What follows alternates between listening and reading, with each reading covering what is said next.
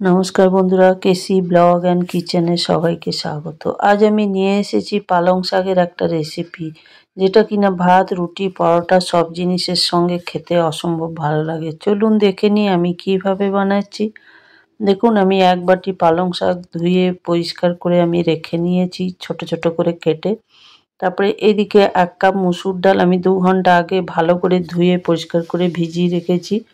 সেটা আমি জল ছেঁকে নিলাম। জল ছেঁকে একটা মিক্সির জারে দিয়ে 3টে লঙ্কা দিয়ে আমি এটাকে পেস্ট করে নেব। তবে এই পেস্টটা খুব মিহি পেস্ট করা চলবে না, আমি একটু দানা দানা থাকবে সেই রকমভাবেই পেস্ট করে নিয়েছি। পেস্ট করে আমি এইদিকে রেখে দিলাম। তারপরে এইদিকে যে পালং শাকগুলো আমি ধুয়ে রেখেছিলাম সেটার মধ্যে একটুখানি সামান্য আমি নুন মাখিয়ে রেখেছিলাম বলে আমার কমে গেছে, খুবই কম পরিমাণ, 1/2 চামচের মতো নুন।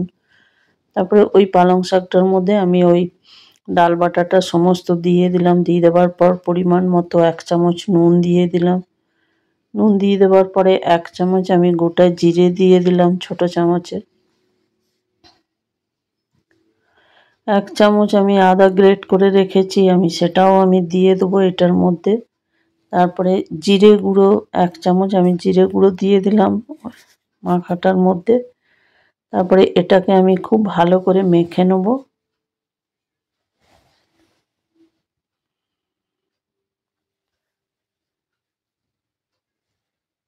খুব ভালো করে মেখে নিতে হবে। চামচে যদি না হয়, চামচে হাত অবশ্যই লাগাতে হবে, হাতেই হবে এটা পুরোটা, কেন কি পালং শাক আছে। চামচে আমি যতটা সম্ভব ততটা আমি মাখিয়ে নিলাম। তারপরে মেখে নেওয়ার পরে দেখুন এইদিকে আমি বড়ার আকারে চ্যাপ্টা চ্যাপ্টা করে আমি এটার মধ্যে সমস্ত সর্ষের তেলের মধ্যে ভেজে নেব। তারপরে বলে দিই, আমার চ্যানেল যারা সাবস্ক্রাইব করেননি তাদের সাবস্ক্রাইব করার অনুরোধ রইল। আর পুরনো বন্ধু তোমরা আমার রেসিপি যদি ভালো লেগে থাকে তাহলে লাইক, শেয়ার ও কমেন্ট করে অতি অবশ্যই জানিও। তারপরে দেখো এইদিকে আমি সমস্ত বড়াগুলো ভেজে নেবো উল্টে পাল্টে একটু লাল করে। কিন্তু এটার ফ্লেমটা মিডিয়াম টু লোতে রাখতে হবে, না হলে ভেতরগুলো কাঁচা থেকে যাবে আর উপরগুলো পুড়ে যাবে। আর লো টু মিডিয়াম রাখলে কি হবে, কালারটাও খুব সুন্দর হবে আর ভেতর পর্যন্ত এগুলো হয়ে যাবে। তারপর দেখো এগুলো উল্টে পাল্টে আমি সব কটা ভেজে নেব। ফ্রাই প্যানের মধ্যে করলে কি হয়, অনেকগুলো একসাথে করা যায় আর খুব ভালোভাবে ভাজাও হয়।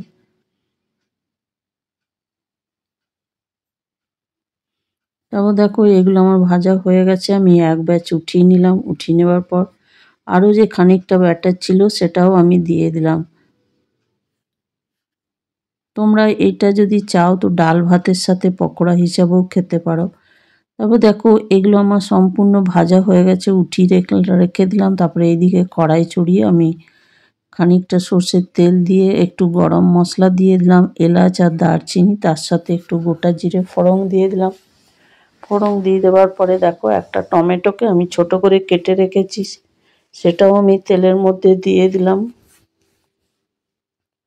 তোমরা তো পালং শাক নিজেরা অনেকে অনেক রকমভাবে খাও, কিন্তু একদিন এইভাবে খেয়ে দেখো, নিরামিষ পালং শাকের তরকারি অসম্ভব ভালো লাগে। তারপর দেখো এটার মধ্যে আমি এই আদা, জিরে আর কাঁচা লঙ্কা পেস্ট করে রেখেছি সেটাও আমি দিয়ে দিলাম।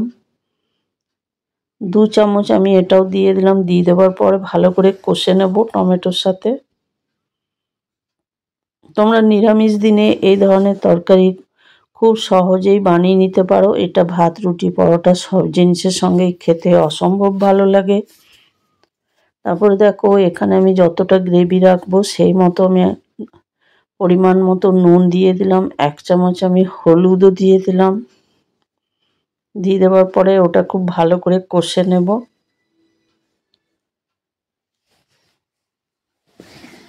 এটা লো টু মিডিয়াম আঁচেই কিন্তু কষে যেতে হবে।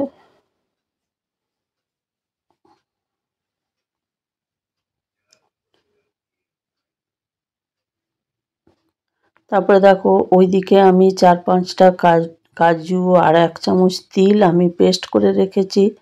সে মশলাটা কষে যাওয়ার পরে আমি সেটা দিয়ে দিলাম। দিয়ে দেওয়ার পরে একটুখানি নেড়ে চেড়ে নেব এটাও। আর এটা কিন্তু সমানে নেড়ে যেতে হবে, যেহেতু তিল দেওয়া আছে। তোমরা যদি তিল না থাকে তাহলে কাজুর সঙ্গে 1 চামচ পোস্তও দিতে পারো, তাতেও কিন্তু টেস্টের কোনো হেরফের হবে না, একই রকম টেস্ট লাগবে। তারপর দেখো ওইটা আমার ভাজা হয়ে গেছে। হয়ে যাওয়ার পর আমি গরম জল দিয়ে দিলাম। তোমরাও চাইলে কিন্তু এটার মধ্যে গরম জলই চেষ্টা করবে গরম জল দিতে। তারপর দেখো খানিকক্ষণ ঢাকা দিয়ে আমি রেখে দিলাম।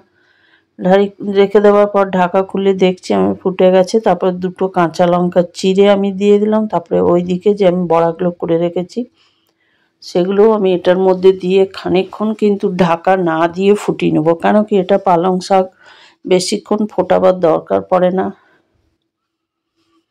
তারপর দেখো আমার ঝোলটা ফুটে গেছে। ফুটে যাওয়ার পরে আমি গরম মশলা দিয়ে ঢেকে দিলাম।